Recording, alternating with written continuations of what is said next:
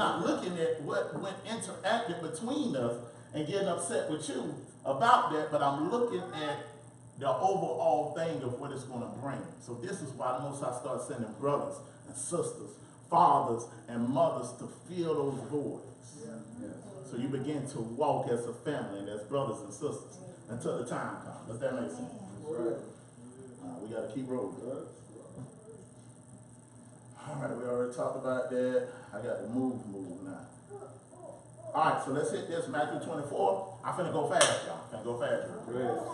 Matthew 24. What we looking at like on time? It's 4:50. All right, let's roll. Matthew 24. And Yahushua went out and departed from the temple. Verse 1. His disciples came to him to show them the buildings of the temple. Matthew 24, verse 1. Verse 2. Yahushua said unto them, see ye not all these things? Verily I say unto you, there shall not be one left upon the stone, to all be thrown down. Verse 3. And when he sat upon the olives, watch what his disciples came to him, saying privately, saying, when shall these things be? And what shall be the sign of thy coming and the end of the world? So they want to know the sign of the coming and the end of the world. So let's look at what he prophesied that there will be famines, right? Okay. Matthew 24 and 1 and 4. And Yahushua answered and said unto them, take heed. Watch the first thing. The first thing they asked him, what would be when shall these things be? What shall be the sign of your coming and the end of the world? Watch the first things he said. He said, be careful. Take heed that you be not what? Deceived. So deception will be at its highest peak in the time that we live in. It's even at a higher peak than Peter, James, John, Yohanan, all the apostles where they live in. We living in a way worse time. That's why a lot of our rewards is going to be greater. Because they didn't have all the distractions that we have 24/7. That's right. You see what I'm saying? All right. So as many shall come in my name saying that I am anointed, I am the Christ, or I have the way of salvation. That's why you have all these groups now. You have these Kemet groups. You have these Islam. You have all these other groups coming up just saying that they are the way. Even Christianity. All these type of things. Growing up saying what? I have the anointed way for the chosen people. And this is why in one house you can have a person that's an Orthodox Christian, another person that the son is a Muslim, the daughter is an atheist. I mean, all in one house, because every religion is after who? Israel. And that's why we in what? All of them. All the other nations, they go with whatever they was raised in. Right. All right, verse 7. For nation shall rise against nation, and kingdom, so that nation against nation is nationality against nationality. And then kingdom against kingdom. And there shall be what? Famines and pestilence and earthquakes in diverse places. All right, so let's look at the prophesied famines, right? We're looking at that there will be a famine that happens, right? Luke 21:10 through 11. I'm going to read fast. Luke 21:10 through 11. Then he said unto them, nation shall rise up against nation, kingdom against kingdom. There shall be earthquakes in various places, famines. Amos 8:11 through 12. Behold, the days coming, declares the Most High, when I will send a famine on the land, not a famine of bread, nor of thirst of water, but the famine of hearing the words of Yah. And they shall wander from sea to sea and from north to east, and shall run to and fro and seek out the word of Yahuwah, but they shall not find it. Revelation 6 and 8. Look and behold. Revelation 6 and 8. Look and behold. What? I wrote that wrong. Some kind of horse, and he who sat on it was named Death and Hades, and was following him with authority, and was given to him on the forepart of the earth to kill with the sword and with what? Famine. Revelations 18 and 8. Revelations 18 and 8. For this reason, in one day her plagues will come, pestilence and mourning, and what? Famine. Now let's look at all the things, the promises that he said he'll keep us in famine. Then I'm going to give us what we should do. Does that make sense? Y'all following me? Yep. Job 5 and 20. In famine he shall redeem them from death. In famine he shall do what? Redeem them from death. And in war from the power of the sword. Right? So, and he's going to keep us when famine might hit the land, or if war hit the land. He said he's going to keep us from the power of the sword. This is a promise. Thou shalt be hid from the scourge of the tongue, and neither shalt thou be afraid of the destruction when it what? Cometh. Because what? You're going to be prepared for it. Right. So you good against famine or good against war. All right, Psalms 37 and 19. They will not be ashamed in the times of evil. In the days of famine they shall have what? So how? Listen to that. I'm going to read that again. They will not be ashamed in the time of evil, and in the days of famine they shall have what? How are they going to have abundance in the days of famine? From being prepared. For being what? Prepared. So something that they what knew that they was already preparing for. Does that make sense? Yeah. Am I talking crazy? Am I making sense? Psalms 33:19. To deliver them from death and to keep them alive and what? Alright, so you might have a time where you've been preparing and you had things set up, you ate for a while, then it might be a time where you have to instantly go, right? And he's gonna always give us direction and family. We look at the ancestor Elijah. 1 Kings 17 1 Kings 17 Yep. and 1. I'm going to read that. 1 Kings 17 and 1. So this is showing you that the Most High, he'll either have us prepared or send us to a place that has abundance. Well, we can be supernaturally fed. But you're going to have to believe in the supernatural in the end times also, too. Most High might tell you, go back in the woods, I got something waiting on you. You just in the natural. You ain't going in them woods.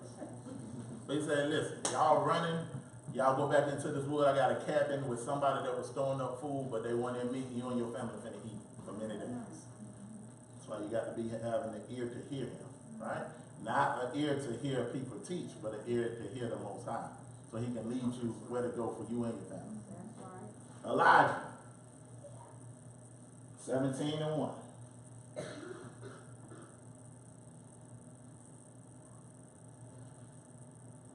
Oh, not Elijah. 1 Kings 17. Now Elijah the Tishbite from Gilead seller said unto Ahab, as the Most High God of Israel lives, I'll stand before him, and there will be no dew or rain during these years except by my command. So he was able to command the heaven. That's coming back. Yeah, do we believe the stuff in this book, man? Mm-hmm. He was able to command. He said, not until the Most High say, he said, to my word. And the Most High honored it. Y'all think that's just talk. Then a revelation from the Most High came to him. Or what came to him?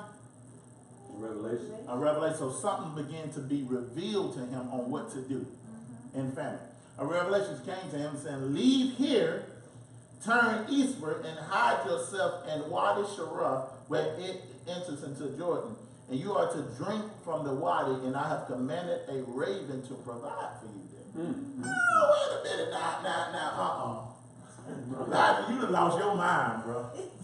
A raven gonna feed her? Who gonna give the raven the food? You know, black folk, we be all over here. But you supposed to cook the raven. You got the wrong interpretation. Was I gonna send the bird, and you supposed to cook him? Y'all know how black folk do. Oh, he ain't hearing the Most High. He done lost his mind. But he sent them to a place where the raven was going to take care of him, right? So he did what the Most High commanded. Elijah left, and he did what? He left. So if you so caught up, now, it's all right to build businesses, because we don't know exactly when the Most High going to do everything. So just rock and do your stuff, but don't get caught up when it's time to go. He tell you, I need you to go into Alabama, that's where you're going to be here for a minute. And you be like, well, I got my business and everything set up. Okay. Go down there with that business and get that destruction. Because in the end times, it's going to be specific places that he sends us until he calls us out of here. We might not everything might happen at the same time where everybody just go. He might tell you go to another landmass. Tell you go somewhere in South America. Might tell you go somewhere in West Africa. That's why we're building connections over there now. Because I want, just in case, I don't know how this thing gonna happen. So if I have to live like a nomad, and we're gonna get on that in a minute. Because our ancestors did that. Alright, it said, when entered the Jordan, the raven still kept to bring him bread and meat in the morning, and in the evening he drunk. Elijah and the widow. Then the word of Yah came unto him and said, get up and go to Zarephath that belongs to Zidon and stay there. Look, I have commanded a what? A woman who is a widow to provide for you there. Look at how he's taking him different places when he's bringing judgment. So what him or the lady that he's going to would be able to be fed. In our mind, we don't know how this thing gonna play out. So we can't get so caught up in, I'm staying in Augusta till the Most High come. I ain't going nowhere. Augusta my home. That's why we you don't know. This is why we have different rebirths in different areas, different other brothers and sisters we're affiliated with. Like, listen, bro, I got to come up there and stay. Me and my family got to come stay with you for a while. And they already been stocking up for when stuff happening so they can just come. We need to all be set up where we can take in a family during times of destruction and be able to take care of their family and our family. This go beyond fussing about who we are. I'm going to say this. All the leaders in Rebirth, we ain't doing no debates with nobody about who we are. That's done. If you're doing a debate, take the Rebirth name out and you can represent yourself.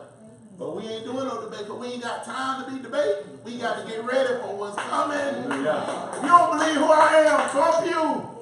You got to believe it. What I look like explaining to a Gentile who I am and I'm trying to explain to him. When our ancestors did that. I don't care about you, don't think that. I don't care if an Israelite. That's an ethnicity Israelite, don't care. Y'all bless you.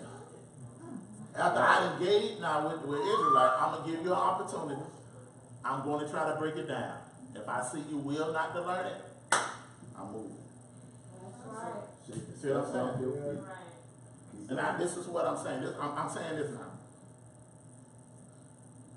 It is going to be a time where we can't just detach completely from everybody. Now we can detach because of our faith. But this is what I'm saying.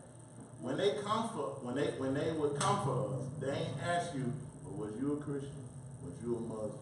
Just because you was black, they came at you. Snatch all us up and send us where we need to see. Because just because a brother might be in Islam, he might have something physically that I need. Be like, bro, I need to come get this from you because this is what we don't need. Because when you think about survival mode, you ain't thinking about what you know. That's right. Survival mode, we got to survive. That's right. You see what I'm saying? So don't completely think out your mind, or I ain't never going over there to that brother. I ain't never, they believe in Islam. But they over there okay. All right now. And my family dying. All right. And they got food. All right. I'm going to believe I'm an Israelite, but I'm going to go knock on that door. Bro, That's right. look out for your boy. Wisdom now. Wisdom. Because we ain't got to die before time based off of belief. Now, we ain't going to never do nothing together spiritually or in the word, but when it comes to survival, I got to think past your belief and think about, okay, how can we survive? Because this beast system don't care nothing about what you believe. Right. I'm going to kill you because of your ethnicity. Come on now. And because what's been prophesied, I don't care if you're Buddha, Muhammad, Confucius, none of that. That's right. And what? They keep us divided based off what we believe. That's real. That's wisdom, I'm saying. Now, don't get me wrong. Don't go around here talking about, Brother Takoa talking about get with everybody. Don't separate from nobody. Because there is people that you got to separate from. But boom, hey, I'm done with you. Most time I might got to show you something, but he ain't going to show you with me. That's right. Because I got too much to do. But when I'm talking about, when it comes down to survival, we got to survive. That's it. Fair. All right, so prepare for what's to come. We looked at, I ain't got to go through that. We looked at what Joseph did throughout 7 years of planning. When they got the dream, you can go to, I think it's Genesis 42, and look at that and read that all the way down. You can see how the Most High warned them about what was coming. They prepared the food and they dominated the economy. Why? Because they was prepared. And they had food and had tangible things there, right? Again, this could work for your betterment in the sense of, like, let's say something happened and it ain't came all the way down to Augusta yet, but something hit New York and it shut down transportation and food stuff in New York and cities around it, and it's a national disaster, and can't nobody go outside and nothing like that. It ain't all the way came down to Augusta yet. Augusta might have 2 weeks, but we got stuff stored up and we eat, and we good. You see what I'm saying? It ain't like I'm saying that every time the government just gonna come in and snatch everything. That could happen. But you are prepared for whatever. Because what it says, a wise man foresee the evil and do what? Prepares for it. So I'm looking at both sides of the spectrum. Does that make sense? All right, so let's look at 2 Samuel. Give me about 10 more minutes and we're done. 2 Samuel 24 and 13. Then we're going to go to Genesis 12, 9 through 10. And then the best one is Acts 11, 27 through 30. 2 Samuel 24 and 13. It's going to show you that they was shown when David was going to get a judgment. And Moses basically asked him, what you want me to bring him? 2 Samuel 24 and 13. So Gad came, Gad was a prophet. So Gad came to David and said to him, shall 3 years of famine come to you in the land?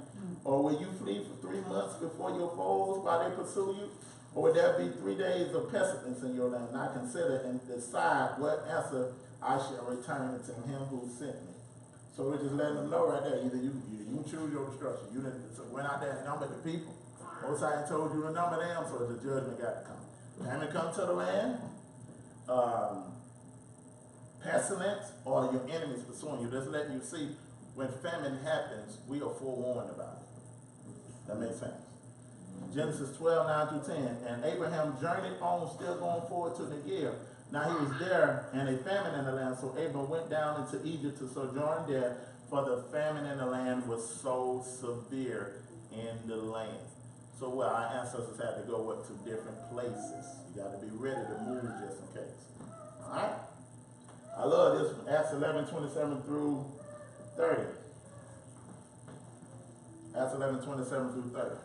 Now, I am not trying to create no flea doctrine and all that type of stuff. I'm trying to give you wisdom. We might have to move from state to state for a little minute because we don't know how everything is going to unfold. You see what I'm saying? One city might be more destructive to stay in than another. And you'll do better getting in the country. Let y'all know. Let these cities go. You'll be better in the country initially. That's where I'm going. I can't wait. Tired of neighborhood folks anyway. Acts 11, 27 through 30. Watch this one here now. Now these days prophets came down from Jerusalem to Antioch. And one of them named Agabus stood up and foretold by the Spirit that there would be a great famine over all the land. What told him? The Spirit. He was foretold what was happening. This is how we can have what? Abundance in the midst of famine. Because we got the upper hand. Unless we broke the covenant and it's coming against us. Agabus stood up, foretold by the Spirit that there would be a great famine all over the world. This took place in the days of Claudius.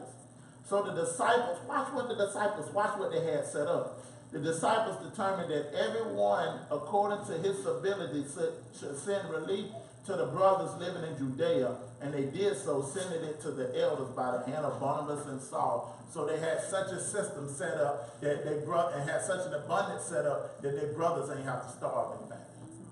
They was able to send food down to there, send tangible things down to there, so what they can do what? Survive. But we want to break away from somebody or something stupid. When we're going to need each other for survival. Get away from your personal biases. Now, they're coming wrong with this scripture. Yeah, Most High going to be doing some separating. This already happened. He's separating people now. Yeah, I mean, you just might as well get ready. Don't hold nobody close. Don't wear nobody like that. Worry about it like my pop told me. Worry about it like those garments. If they got to go, they got to go.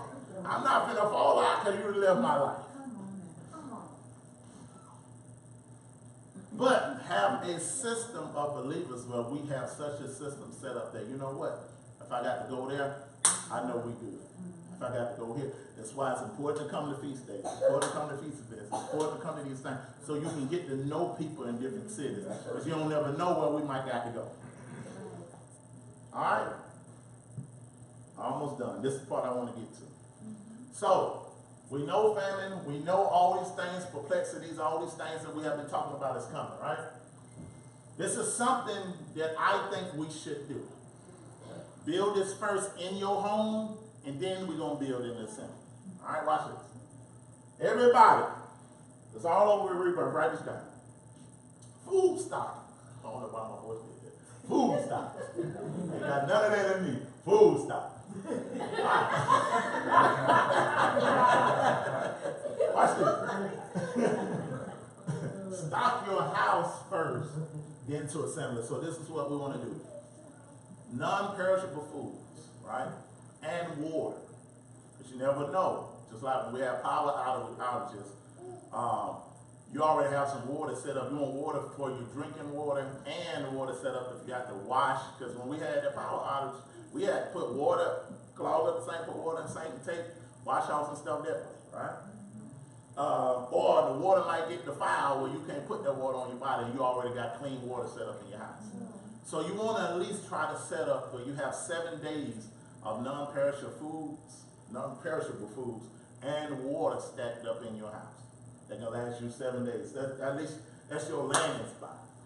And once you get that, then we can thinking about what we was talking about before, because we got a family forum that Elder and his wife has said we're going to start stacking that mud food there. That if something happened to one of our houses, we can go to the forum and be able to get something. You see what I'm saying? Or if something happened to somebody else's house, 7 days is just a starting point, right? We still want to keep stacking. If you have to get you like a little shed or whatever you need to get some non-perishable foods and stack up, because we don't know what's coming, but we know something coming. 7 days of non-perishable food and water. Canned foods, beans, rice, different things like that. Even canned meats like tuna. I'm just giving you an example. Tuna, beef jerky, sardines, just stuff like that can stay in a can and be stored up, where you and your children can eat. If you get cereals and different things like that. Prepare for a power outage, where you haven't, got candles, you got everything that you need. Please, if you how to invest in what is them things that you generators. Get you every black person get you a generator. You got money, you go buy Jordans, you go buy all these big type purses, set some money aside, get you a generator. Because all you need is some gas to put in, you have electricity. So do that. Make sure you prepare for power or outages, whatever that means to you. Then we got the family forum. So this is where we're going to start working even more on the family forum, right? We have Elder already be growing all kind of vegetation out there.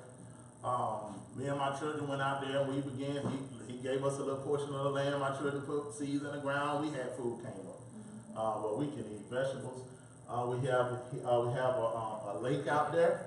And one of our goals is to fill that lake with fish so we can have our own fish to be able to go in and feed from. We got to clean it first and get all the other stuff out first, and then we're going to start putting all type of fish in there. So what? We can feed ourselves. You see what I'm saying? Then another thing that me and Elder was talking about is cows. Now, boy, I ain't never thought about none of this till I came into this faith. Okay. So we're talking about feeding, raising, getting our own cows, because we got room out there for it, and raising them up to slaughter so we can eat. We can have food that ain't been touched with GMOs, ain't got all that crazy stuff in it. We raised them and groomed them ourselves. We put our own stuff in. I think the price of a baby cow is about $300. Yeah, about $300 at the most. That ain't nothing, y'all. I spent $300 everywhere in my life. Ain't nothing. But we talking about that, where we are raising them and getting the children involved with that, where, it'd probably be sad to the children. We gotta kill them, we gotta eat them. So the more and more, and things like that is what we're gonna be investing money in, because we don't need no bigger building. We ain't trying to get no extravagant building and all that type of stuff. We trying to get tangible things to survive. Are we making sense? So everybody, we're gonna start making sure this getting done, because this ain't just coming doing nothing.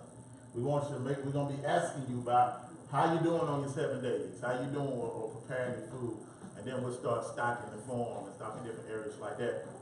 I want all the rebirth everywhere. Y'all start doing this, because you never know where we might have to go. We might have to come to your city.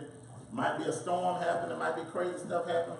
Storm that just hit Florida. I don't want to go to no Red Cross. I want to be able to go to my people and have stuff set up where we can bring people in and we can, care for each other like that, right? So that's that. So everybody got this. And I'm going to try the next week, so we're supposed to meet.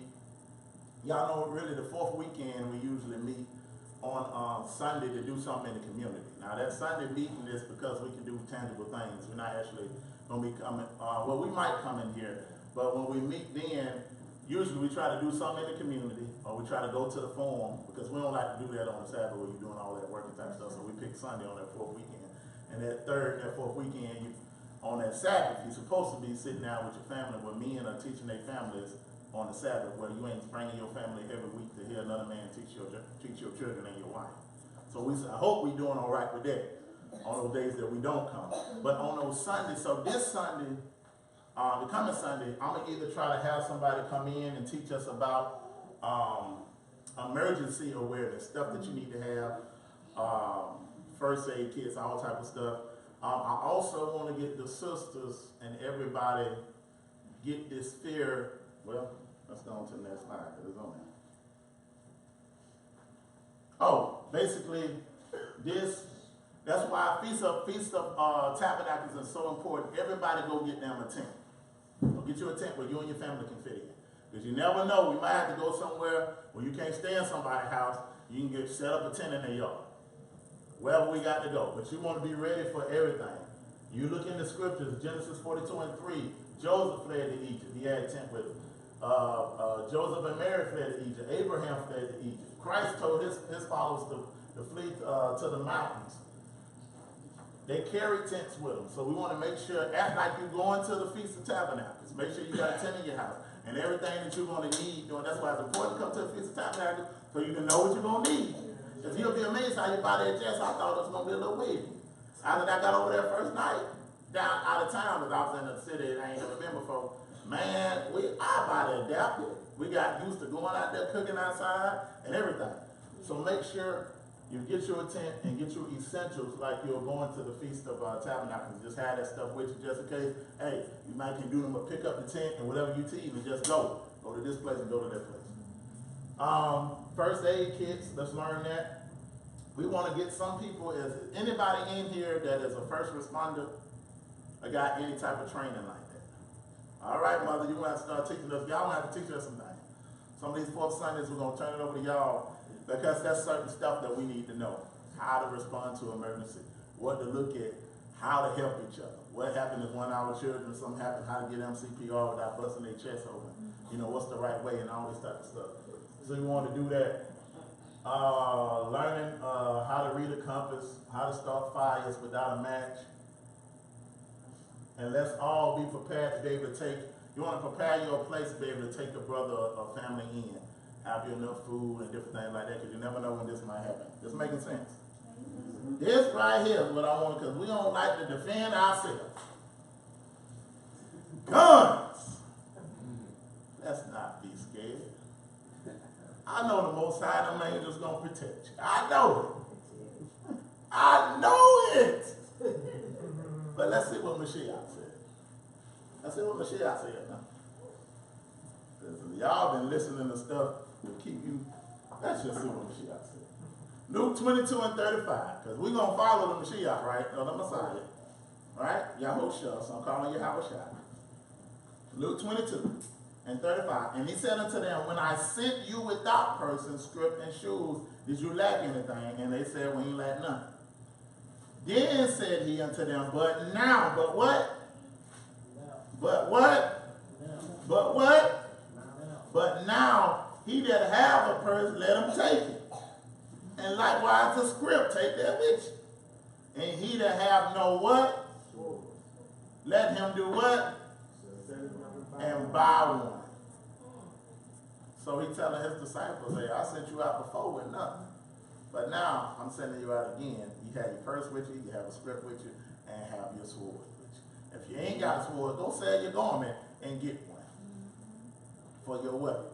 Protection. Our people ain't never been without protection. That's how Peter was able to what? Slice that ear off. He was ready. Then when Messiah picked that ear up and put it back on, I probably would have denied him too. Like, what you doing? I'm trying to say, you put the ear back on. He ain't know what to do with that. But he had what? He had his sword with him. All our ancestors always had what? Swords with them. So we want to be able to If you scared of a gun, all it is the reason that we're scared because we don't understand it. We haven't dealt with it.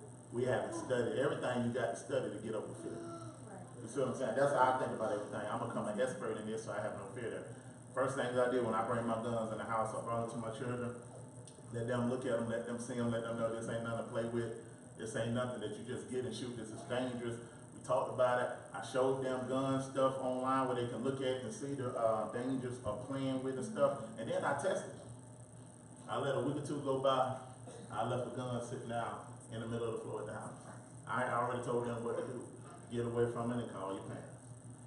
And they didn't bother it. Now, of course, I ain't had a clip or nothing in it, but they didn't bother it. Now, when my son get a certain age, 11, I'm taking him, this me now. I'm taking him 10, 11, I'm taking him to the gun range. Yes, sir. They taking their sons at 6. That's right. He going to the gun range, learn how to use the gun, because the more he understands it, the know he ain't gonna play with it.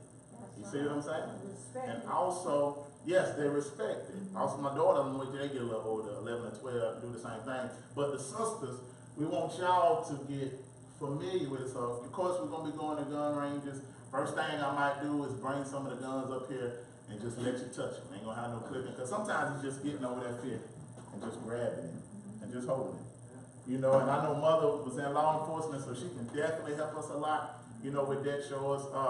You also took grade. Great. Another brother was in the military, so he's gonna be helping us out with that. We have a whole gun training, so we can get past that fear, so we can know to protect ourselves. It don't take nothing to get a carrying license, $70. I just did it, my license ready. And you good, but don't go get that carrying license when you ain't ready. Better shot yourself in the foot. Go get some training, and I got some. Yeah, we got some people that's gonna be able to train, but we want to have all these things done because all this type of stuff is important, not just coming to class every week. All right. Right. So last thing, preparation, fasting, not overindulging in food. Let's get out a habit and just overindulging all the time. You have your times of indulging, feast days and stuff like that. Don't do it. You don't want to indulge every day where you ain't getting your body used to.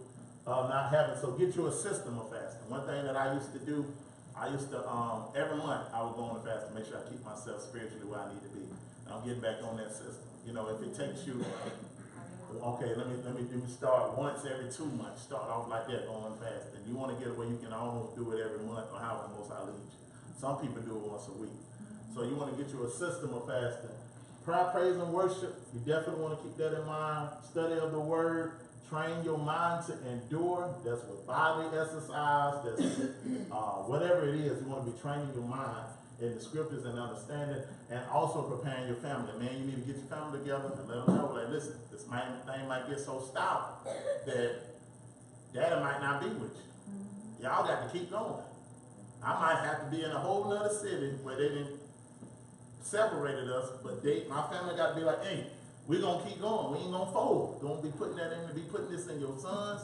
That might not happen, but it might do happen. So you want to prepare them for everything. This is the message that we have for the day. Preparing our people for what's to come. Any questions, comments, or concerns?